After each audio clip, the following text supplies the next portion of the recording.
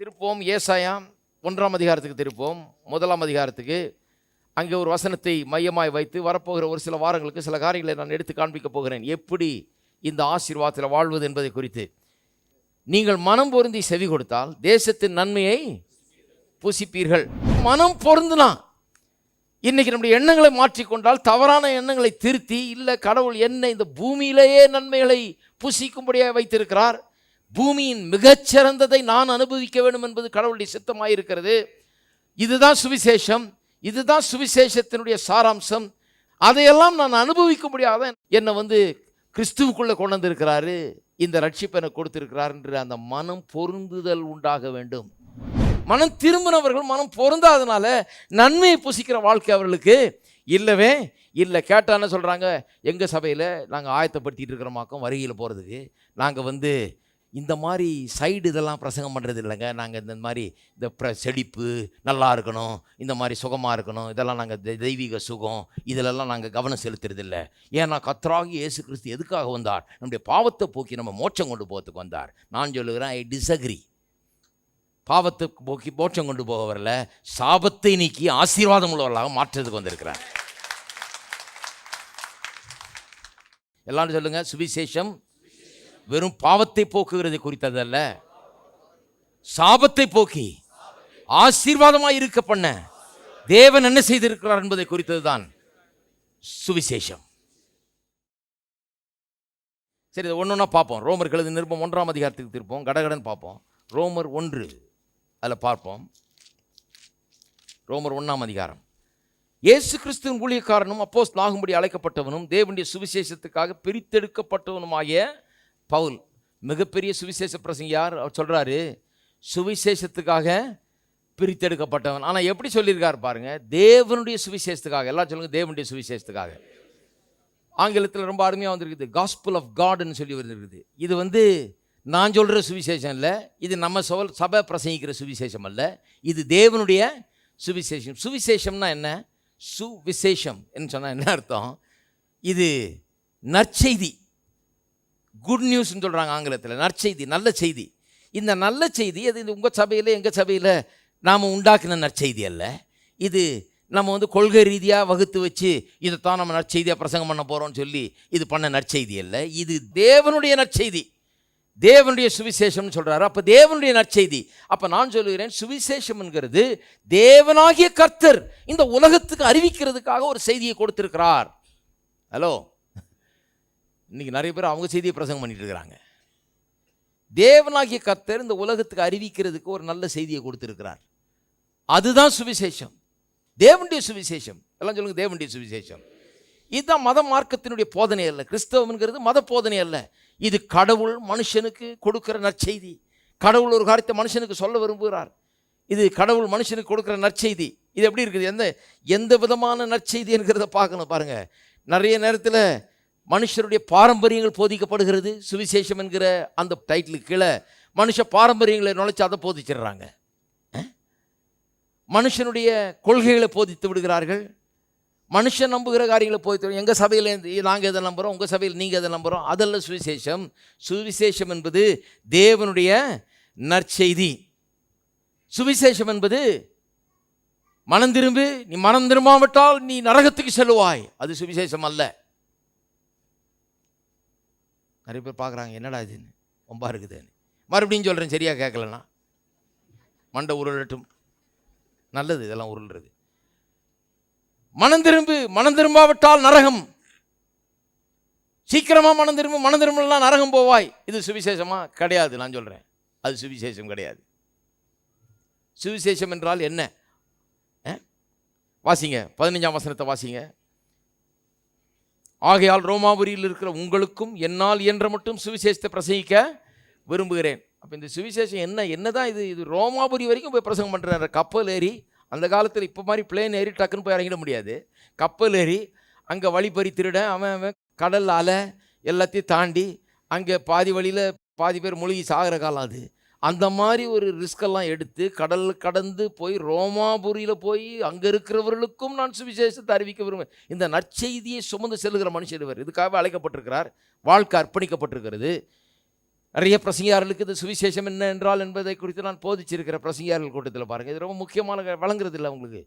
இது எப்பேற்பட்ட ஒரு நற்செய்தி, அதை சுமந்து கொண்டு கடல் கடந்து பிளேன் ஏறி கப்பல் ஏறி எல்லாம் ஏறி போய் சொல்கிறோம். என்னன்னு முதல்ல தெரிஞ்சுக்கணும். ஏன்னா இதில் ஏறி போய் இறங்கி தப்பாக சொல்லிட்டு இருக்கக்கூடாது.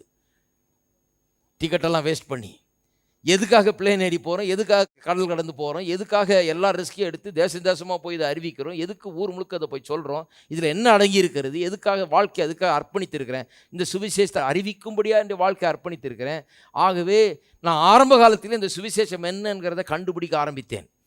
ரோமர்களது நிருபத்தை அறிந்து கொள்றதுல தான் என்னுடைய வாழ்க்கையை ஆரம்பிச்சது பாருங்கள். அங்கே தான் என்னுடைய வாழ்க்கையை ஒரு மறுமலர்ச்சி அடைந்தது, இந்த 1ஆம் அதிகாரத்தில் தான். ஏன்னா சுவிசேஷம் என்றால் என்ன என்பதை நான் தெரிந்து கொண்டேன். இதை ஏன் நான் பிரசங்கிக்கணும், இதை பிரசங்கிக்கிறது ஏன் ஒரு மேலான காரியம், இதுக்காக வாழ்க்கையை அர்ப்பணிக்கலாமா, இது ஒர்த்துவாயிலா, இது செய்யலாமா, இதுக்காக வாழ்க்கையை அர்ப்பணிச்சிடலாமா, தகுதியான ஒரு காரியமா இது என்பதை கண்டுபிடித்த பிறகு தான் அர்ப்பணித்தேன். அதன் பிறகு தான் இதை வெற்றிகரமாக எனக்கு செய்ய முடிந்தது. அப்போ இந்த சுவிசேஷம்னா என்ன, ரோமாபுரி வரைக்கும் நான் அதை பிரசங்கிக்க விரும்புகிறேன்னு சொல்கிறாரு. அப்போ ஏதோ மத கொள்கையை பரப்ப வரலைங்க அவர் கடல் கலந்து. ஹலோ, எங்களுடைய சபை கொள்கையை இங்கே பரப்பிட்டு போகலான்னு வந்திருக்கேன். அதுக்கு ஏன் கடல் கடந்து பாவம் ரிஸ்க் எடுத்து வழியில் திருடுறான், வழியில் அலை மோதுது, கப்பல் உடையுது, பாதி பேர் சாகிறான், இதிலெல்லாம் ஏன் ரிஸ்க் எடுத்து ஒரு சபையினுடைய கொள்கையை பரப்புறதுக்காக நம்ம போகிறோம் கிடையாது. பிரசங்கிக்க விரும்புகிறேன்னு சொல்கிறாரு. இது மேலான ஒரு செய்தி. கவனிங்க 16ஆம் வசனம். கிறிஸ்துவின் சுவிசேஷத்தை குறித்து இங்கே தேவனுடைய சுவிசேஷம்ங்கிறத கிறிஸ்துவின் சுவிசேஷம்ங்கிறாரு. கிறிஸ்துவின் சுவிசேஷத்தை குறித்து நான் வெட்கப்படேன். முன்பு யூதர்களும் பின்பு கிரேக்கர்களும் விசுவாசிக்கிறவன் எவனோ அவனுக்கு ரட்சிப்பு உண்டாவதற்கு அது தேவ பலனாக இருக்கிறது. இந்த ரட்சிப்பு என்கிற வார்த்தையில் எல்லாம் அடங்கி இருக்கு பாருங்கள். வெறும் பாவ மன்னிப்பு இல்லை, இதில் டோட்டல் பேக்கேஜ். இதில் எல்லாம் அடங்கி இருக்குது. எல்லா விதமான தீமையிலிருந்தும் விடுதலை இதில் அடங்கி இருக்கிறது. இந்த ரட்சிப்பு என்ற ஒரு வார்த்தை இட்ஸ் ஆல் இன்க்ளூசிவ் வேர்டு. கிரேக்க மொழியில் சோசோ என்கிற வார்த்தையிலேருந்து வருது. சோசோனா சோசோ இல்லை, பரவாயில்லைங்க எப்படி போகுதுன்னா சொல்லுவாங்கல்ல, இல்லை வாழ்க்கை எப்படி இருக்குன்னா சோசோங்க அப்படின்னா ஏதோ பரவாயில்ல ஒரு மாதிரி போகுதுன்னு அர்த்தம். அது இல்லை, அந்த சோசோ இல்லை, இது சோசோன்னு சொன்னால் இதில் எல்லாம் அடங்கி இருக்கிறது. இது பரவாயில்லாத மாதிரி இல்லை வாழ்க்கை இல்லை, இது ரொம்ப நல்ல ஒரு வாழ்க்கை. தேசத்தின் நன்மையை புசிக்கக்கூடிய தகுதியை ஒரு மனுஷனுக்கு உண்டாக்குகிற ஒரு செய்தி இது. அப்போ இது என்ன சுவிசேஷம்? நிறைய பேர் பாருங்கள் மத கொள்கையில் போதிச்சுட்டு இருக்கிறாங்க. இது என்ன சுவிசேஷம்னு நான் சொல்கிறேன். திருப்போம் 2 கொரிந்தியர் 5ஆம் அதிகாரம். சுவிசேஷம்னா என்னென்னு அறிந்து கொள்ளுங்கள். ஏன்னா மற்றவங்களுக்கு சொல்லணும் இல்லையா, எதையா தப்பாக சொல்லிட்டு இருக்கக்கூடாது. 2 கொரிந்தியர் 5:17. ஒருவன் கிறிஸ்துவுக்குள் இருந்தால் புது சிருஷ்டியாக இருக்கிறான், பழையவைகள் ஒளிந்து போயின, எல்லாம் புதிதாயின. இதுதான் சுவிசேஷம். இவையெல்லாம் தேவனாலே உண்டாயிருக்கிறது. அவர் கிறிஸ்துவை கொண்டு 18 நம்மை தம்மோடு ஒப்புரவாக்கி ஒப்புரவாகுதலின் ஊழியத்தை எங்களுக்கு ஒப்பு கொடுத்தார். அதென்னவெனில், இப்போ சொல்கிறார் சுவிசேஷம்னா என்ன, அதென்னவெனில் தேவன் உலகத்தாருடைய பாவங்களை எண்ணாமல், நல்ல கவனிங்க, உலகத்தாருடைய பாவங்களை எண்ணாமல் கிறிஸ்துவுக்குள் அவர்களை தமக்கு ஒப்புரவாக்கி ஒப்புரவாகுதலின் உபதேசத்தை எங்களுக்கு ஒப்புவித்தார். தேவன் உலகத்தின் பாவத்தை எண்ணாமல் கிறிஸ்துவுக்குள் அவர்களை தமக்கு ஒப்புரவாக்கி, அதாவது பாவத்தை எண்ணாமல் பாவத்தை இயேசு மேலே வைத்துட்டு ஜனங்களை அன்பாய் சேர்த்து கொள்கிற வேலையில் கடவுள் இருக்கிறாராம். அதுதான் சுவிசேஷம். இதைத்தான் அறிவிக்கிறதுக்கு கடல் கடந்து வர்றேன்றார். ஏன்னா அது தெரியுமா உங்களுக்கு, இந்த நற்செய்தி தெரியுமா? உங்கள் பாவங்கள்லாம் கல்வாரி சிலுவையில் அகற்றப்பட்டு விட்டது. கடவுளத்தில் நீங்கள் சேரலாம். கடவுள் உங்களை சேர்த்து கொண்டிருக்கிறாரு. கடவுள் உங்களை நேசிக்கிறாரு. நீங்கள் கடவுளத்தில் வரலாம். உங்கள் பாவத்தை அவர் நினைக்கிறது இல்லை. உங்கள் பாவத்தையெல்லாம் கல்வாரி சிலுவையில் இயேசுவின் பேரில் வைத்துட்டாரு. உங்களுக்கு ரட்சிப்பு இன்றைக்கு உண்டாயிருக்குன்னு சொல்கிறதுக்கு தான் கடல் கடந்து போகிறேன்னுக்கிறாரு. அடுத்த வசனத்தை பாருங்கள். ஆனபடினாலே தேவனானவர் எங்களை கொண்டு புத்தி சொல்கிறது போல நாங்கள் கிறிஸ்துவுக்காக ஸ்தானாபதிகளாக இருந்து தேவனோட ஒப்புரவாகுங்கள் என்று கிறிஸ்துவ நிமித்தம் உங்களை வேண்டிக் கொள்கிறோம். ரொம்ப சிம்பிளாக முடிச்சிட்டார் பாருங்க. என்ன சுவிசேஷம்? நாங்கள் கடவுளுக்கு அம்பாசிடராக இருந்துக்கிட்டு அந்த பரலோக ராஜ்யத்துக்கு தேவனுக்கு ஸ்தானாபதிகளாக இருந்து அம்பாசிடர், அவருடைய அம்பாசிடராக இங்கே வாழ்ந்து கொண்டு அவருடைய பிரதிநிதிகளாக இங்கே இருந்து கொண்டு என்ன சொல்லிட்டு இருக்கிறோம்? ஜனங்களுக்கு என்ன அறிவிக்கிறோம்? ஜாக்கிரதை, மனதிரமெல்லாம் நரகம். இதை அறிவிக்கிறது இல்லை. என்ன அறிவித்து கொண்டிருக்கிறோம்?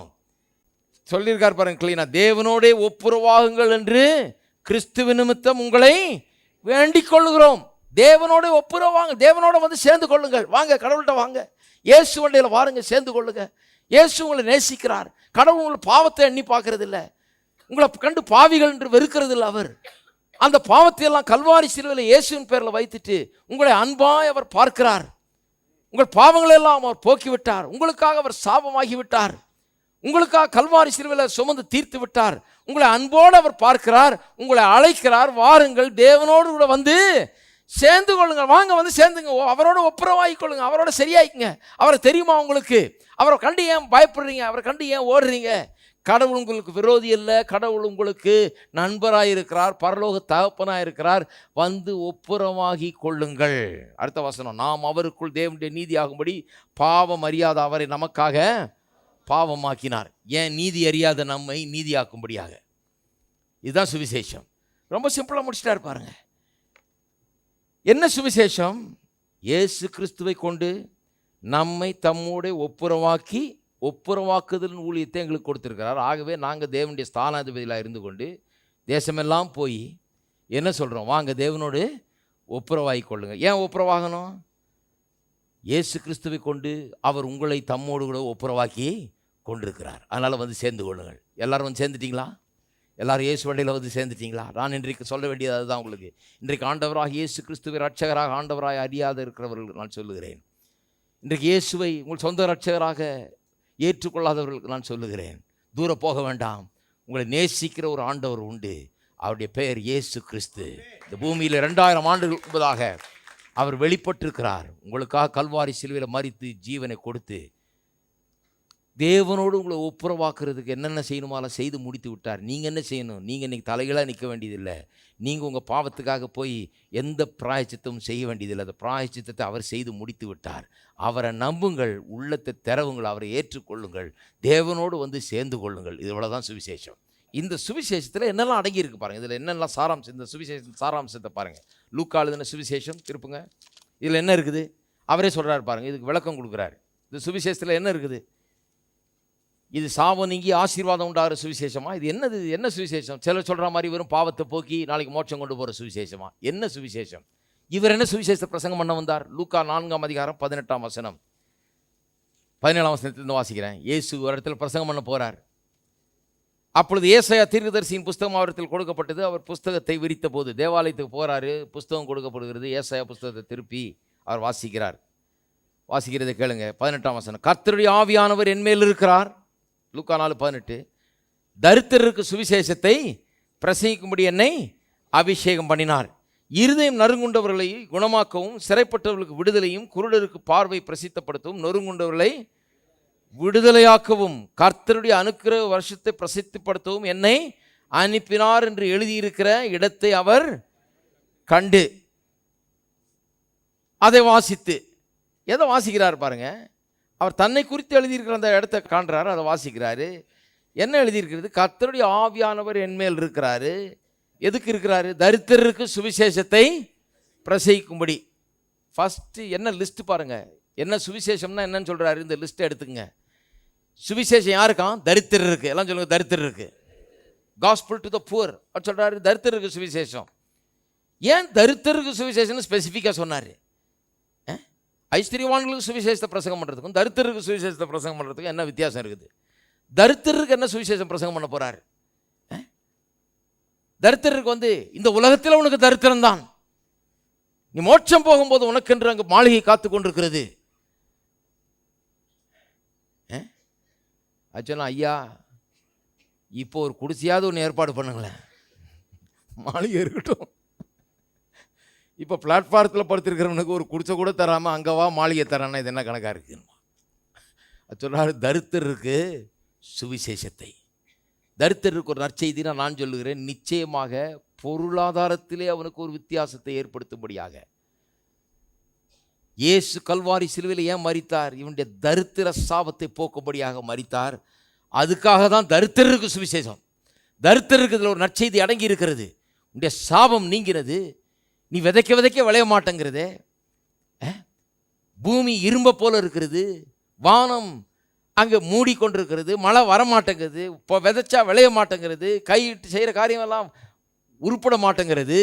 இந்த சாபக்கேடான நிலைமை மாறி கையிட்டு செய்கிற எல்லா வேலையிலும் கர்த்தர் ஆசீர்வாதத்தை கட்டளையிடுவார் என்கிற ரீதியில் மாறக்கூடிய அளவுக்கு தேவன் ஆக்கியிருக்கிறார். இதுதான் தரித்திரனுக்கு உண்டாயிருக்கிற சுவிசேஷம். தரித்திரனுக்கு அப்பா இங்க வா, இயேசுவை நம்பு, இனிமே உனக்கு நல்லா இருப்ப, நீ இனிமே உன்னுடைய தரித்திரம் நீங்கும் அப்படின்னு சொல்றதுதான் தரித்திரருக்கு சுவிசேஷம். அப்புறம் பாருங்க, தரித்திரருக்கு சுவிசேஷத்தை பிரசங்கிக்கும்படி என்ன அபிஷேகம் பண்ணினார்.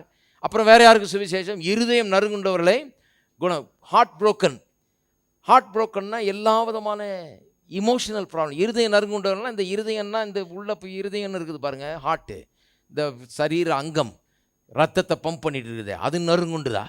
அது இன்னும் நொறுங்கி போச்சு, அது ரிப்பேர் பண்ண வந்தார் கிடையாது.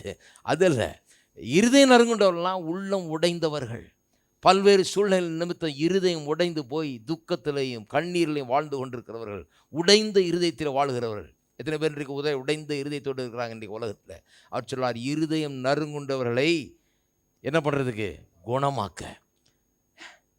உடைந்து போன இருதயம் உள்ளவர்களை, இருதயம் உடைஞ்சு போய் உடைஞ்சவனா இருக்கேன், கண்ணீரில் இருக்கிறேன், இருதயம் உடைஞ்சு போச்சு, ஏமாற்றப்பட்டிருக்கிறேன், கண்ணீரும் கம்பளையுமா வாழ்ந்து கொண்டிருக்கிறேன் என்று இருதயம் உடைக்கப்பட்டவர்களுக்காக பாருங்க, அந்த இருதயம் குணமாகும். எல்லா விதமான இமோஷனல் ப்ராப்ளம்ஸ் வாழ்க்கையில் எல்லா விதத்தில் சஃபர் பண்ணிட்டு இருக்கிறாங்க பாருங்க, உள்ளத்தில் உடைந்த இருதயம் உள்ள அவர்களெல்லாம் குணமாக்குறது. அடுத்தது வாசிங்க, இருதயம் நறுங்குண்டவர்களை குணமாக்க, சிறைப்பட்டவர்களுக்கு விடுதலை. ஜெயிலில் இருக்கிறவங்களுக்கு விடுதலை இல்லை. அவர் ஒன்று ஜெயிலில் ஒன்று போட்டு திறந்த எல்லாரையும் விடுதலை ஆக்கிறது இல்லை. சிறைப்பட்டவர்கள் விடுதலைன்னா என்ன? சிறைப்பட்டவர்கள்னா எத்தனையோ விதமான அடிமைத்தனத்தில் சிறைப்பட்டு அநேகர் இருக்கிறார்கள், லாக்டப்பாக இருக்கிறாங்க, வெளியே வர முடியல. அநேக கட்ட பழக்க வழக்கங்கள், பல்வேறு காரியங்களுக்கு அடிமைப்பட்டு சிறைப்பட்டவர்களாய் இருக்கிறார்கள். அவர்களுக்கெல்லாம் விடுதலை. ஒன்றும் செய்ய முடியாமல் இருக்கிறாங்க, தங்களுடைய நிலையை குறித்து ஒன்றும் செய்ய முடியாமல் இருக்கிறாங்க, பூட்டு போட்டது போல் இருக்குது அவங்களுக்கு. அதுலேருந்து வெளியே வர முடியல. குடி பிரச்சனை, அந்த பிரச்சனை, இந்த பிரச்சனை, பணப்பிரச்சனை, அந்த பிரச்சனை, எல்லாத்தையும் மாட்டி அடிமைத்தனத்தில் மாட்டி கொண்டிருக்கிறார்கள். அவர்களை ரிலீஸ் பண்ணுறாரு, விடுதலை ஒன்று. இந்த சுவிசேஷம் வந்து அவர்களை என்ன பண்ணுது? இந்த சுவிசேஷத்தை கேட்டு, இந்த சுவிசேஷத்தினுடைய மேன்மையை பாருங்கள். இதை வந்து கேட்குறீங்க, கேட்கும்போது என்ன ஆகிறது? அப்படி லாக்டப்பாக இருக்கிறவங்க, சிறைப்பட்டவர்கள்லாம் விடுதலை ஆகிறார்கள். இதை விசுவாசிக்கும் போது அவுத்து விட்டது போல அவர்கள் விடுதலை ஆகிறார்கள். அடுத்தது பாருங்க, குருடருக்கு பார்வையை. குருடர்னா வெறும் கண்ணு தெரியாதவங்களுக்கு இல்லை, அதை விட இன்னும் என்னன்னா வழி தெரியாமல் அலைந்து கொண்டிருக்கிறார்கள் அநேகர். கண் இருந்தும் குருடர்களை போல அநேகர் இருக்கிறார்கள். கண் இருந்தும் அவர்களுக்கு பார்வை இல்லை, எங்கே போகிறதுன்னு தெரியல, என்ன செய்கிறதுன்னு தெரியல, வாழ்க்கையில் பேதைகளாக இருக்கிறார்கள், ஒன்றும் தெரியாதவர்களாக இருக்கிறார்கள். இயேசு ஜனக்கூட்டத்தை பார்த்தபோது மனதுருகினாராம். ஏன் மனதுருகினார்? மெய்ப்பன் இல்லாத ஆடுகளை போல ஜனங்கள் அலைந்து திரிந்து கொண்டிருக்கிறார்கள். எங்கே போகிறதில்ல, கூட்டம் கூட்டமாக. இங்கே ஒரு ஆள் வந்திருக்கா, ஆறு பின்னால் ஆன்னு போகிறது எல்லாம். அப்புறம் அங்கே ஒருத்தர் வந்தால் ஆறு பின்னால் என்ன பண்ணுறதுன்னு தெரியல, எங்கே விடுதலை இருக்குது, என்ன இருக்குது, என்ன பண்ணுறாங்க, ஏது பண்ணுறாங்க, கடவுள் என்ன வச்சுருக்க ஒன்றும் தெரியல பாருங்கள். அப்படியே இந்த ஆடு மாடு மாதிரி மந்த மந்தையாக அங்கேயும் இங்கேயும் பதிலை தேடி அலைந்து கொண்டிருக்கிறார்கள். மெய்ப்பன் இல்லாத ஆடுகளைப் போல. ஆவிக்குரிய போதனையை கொடுக்க ஒரு ஆள் இல்லை, வழிகாட்ட ஒரு ஆள் இல்லை, ரட்சிப்பின் மார்க்கத்தை காண்பிக்க ஒரு ஆள் இல்லை, நல்வாழ்வுக்கு வழியை அறிவிக்க ஒரு ஆள் இல்லை. கண் தெரியாத குருடர்களை போல அலைந்து கொண்டிருக்கிறார்கள், திக்கற்றவர்களை போல இருந்து கொண்டிருக்கிறார்கள். அவர்களுக்கெல்லாம் நற்செய்தி. அப்போ லிஸ்ட்டில் என்னென்னலாம் வருது பாருங்கள். பார்வையை பிரசித்தப்படுத்தவும், நொறுங்குண்டவர்களை விடுதலை. வாழ்க்கையில் க்ரஷ்டாக இருக்கிறாங்க சிலர். க்ரஷ்டுன்னு சொன்னால் அப்படியே உடைக்கப்பட்டு நொறுக்கப்பட்டு இருக்கிறார். வாழ்க்கை வந்து 1000 தூள்களாக துண்டுகளாக உடைந்து விட்டது. நொறுங்குண்டவர்களை பார்த்துருக்கீங்களா? நான் பார்த்துருக்கிறேன் எத்தனையோ பேரை. வாழ்க்கையெல்லாம் சின்ன பின்னமாகி விவாகரத்து பெற்று, அதை பெற்று, இதை பெற்று, எல்லா பிரச்சனையும் பெற்று பாருங்கள், அப்படியே வாழ்க்கை சின்ன பின்னமாகி உடைந்து போய் ஒன்றும் இல்லாமல் அப்படியே 1000 சுக்கு நூறாக கிடக்குது பாருங்கள். இவர்களுக்கு தான் சுவிசேஷம். இவர்களுக்கு தான் சுவிசேஷத்தை சரியாக பண்ணால் இந்த லிஸ்ட்டில் இன்றைக்கி வாஸ்தவம் பாருங்கள். தரித்திரர், இருதயம் நொறுங்குண்டவர்கள், எல்லா விதமான சிறையில் ஆகப்பட்டு வெளியே வர முடியாமல் அடிமைத்தனத்தில் இருக்கிறவர்கள், வழி தெரியாமல் அங்கே இங்கேயும் ஆடு மந்த மாதிரி அலைஞ்சிக்கிட்டு இருக்கிறவங்க, பேதைகளாக இருக்கிறவங்க, ஒன்றும் வழி தெரியாமல் இருக்கு குருடரில் போல் இருக்கிறவங்க, அப்புறம் நொறுங்குண்டவர்கள், வாழ்க்கையில் இடிந்து போனவர்கள், ஒன்றும் இல்லாமல் போனவர்கள், இவர்களெல்லாம் கூட்டம் கூட்டமாக வந்து கேட்க ஆரம்பிப்பார்கள். ஹலோ, இவர்களுக்கு தான் நற்செய்தி. நற்செய்தி யார்? இப்படிப்பட்டவர்களுக்கு. அப்போ இதில் என்னெல்லாம் இருக்குது? சரீர பிரச்சனை இருக்குது, மன பிரச்சனை இருக்குது, ஆவிக்குரிய பிரச்சனை இருக்குது, பொருளாதார பிரச்சனை இருக்குது, எல்லாம் இருக்குது. சுவிசேஷத்தில் எவ்வளோ அடங்கியிருக்கு பாருங்கள். சுவிசேஷத்தை பிரசங்கிக்க கடவுள் என்ன அபிஷேகம் பண்ணார்னா, சுவிசேஷம் வாழ்க்கையில் எல்லா விதத்துலேயும் அவர்களை நல்வழிப்படுத்துகிறதா இருக்கிறது, அவர்களை நன்றாக்கக்கூடியதாக இருக்கிறது. இருக்கீங்களா? இயேசுவை சுற்றி ஏன் அவ்வளவு ஜனங்க போனாங்க? ஏன் வியாதியஸ்தராக போனாங்க? வாழ்க்கையில் பிரச்சனையில் சமுதாயத்தில் ஒதுக்கப்பட்டவர்கள், தள்ளப்பட்டவர்கள் போனார்கள், ஏற்றுக்கொள்ளப்படாதவர்கள் போனார்கள், நொறுங்குண்டவர்கள் போனார்கள், இருதயம் நறுங்குண்டவர்கள் போனார்கள், ஒன்றும் தெரியாமல் அலைஞ்சு கொண்டிருந்தவர்கள் அவர் பின்னால் கூட்டம் கூட்டமாக போனார்கள். ஜனம் அலமோதிச்சு. ஏன்னு சொன்னால் அவருடைய வாயிலிருந்து வருகிற வார்த்தைகள் இப்பேற்பட்ட மக்களுக்கு அவர்களுடைய புண்களை, காயங்களை ஆற்றுகிறதாய், அவர்களுக்கு ஆறுதலையும் தேறுதலையும் கொடுக்கிறதா இருக்கிறது. இதுதான் சுவிசேஷம். ஹலோ, இந்த ஊரில் எதுக்கு நம்ம பிரசங்கம் பண்ணிட்டு இருக்கோம்? அதுக்கு தான் இருக்கிறாங்க. ரொம்ப பர்ஃபெக்டாக இருக்கிற நல்ல நல்ல ஆளுங்களாம் சொலையாக பார்த்து பிடிச்சி சபையில் வைக்கிறதுக்காக இல்லை. ஹலோ, நொறுங்குண்டவர்களாக வாங்க. நொறுங்குண்ட உங்கள் வாழ்க்கை கட்டப்படும். இடிக்கப்பட்ட சுவர்கள் கட்டப்படும். நல்லா ஆகும். அதுக்கு தான் இங்கே சபை. நல்லா இருக்கவெல்லாம் அவங்க எல்லாம் வந்து எங்கள் சபையில் சேர்ந்து எங்கள் சபையை சப்போர்ட் பண்ணுறதுக்குன்னு சபை வச்சிடல. நாங்கள் இடிக்கப்பட்டவர்கள், நொறுக்கப்பட்டவர்கள், சிதைந்து கிடக்கிறவர்கள், சுக்கு நூறாக கிடைச்சா 1000 பீஸா கிடக்கிறவங்க வந்தால் இங்கே சொல்கிற வார்த்தையில் இது திரும்ப கட்டப்படும். அழகாக லீபனோனின் அலங்காரமும் மகிமையும் கர்மேலின் அழகுகளும் உங்களுக்கு உண்டாயிருக்கும். வனாந்திரம் செழிக்கும். அதுதான் சுவிசேஷம். இருக்கீங்களா? அதுதான் சுவிசேஷம்.